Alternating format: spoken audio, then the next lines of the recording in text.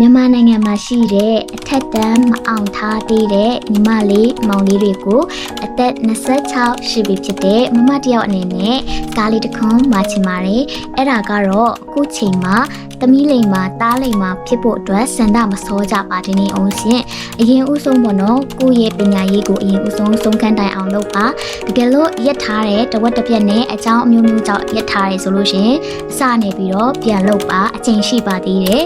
ဒီအထက်တန်းကိုယ့်ရဲ့နိုင်ငံကအထက်တန်းကိုမှမအောင်ထားဘူးဆိုလို့ရှင်တခြားနိုင်ငံမှာသွားပြီးတော့ကြောင်းတက်ဖို့ဆိုတာအရန်ကိုခက်ခဲပါတယ်တကယ်လို့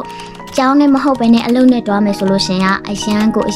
ခက်ခဲတဲ့လမ်းကြောင်းကိုတကူဝလုံးရှောက်လန်းတွားရမှာပါအရင်ဦးဆုံးကိုကထက်တန်းအနည်းဆုံးအောင်ထားရဆိုလို့ရှင်သူများနိုင်ငံတွားတဲ့ခါကြလို့ရှင်လေကျောင်းဆက်တက်တာတွေလုပ်လို့ရမယ်ပြီးတော့လို့ရှင်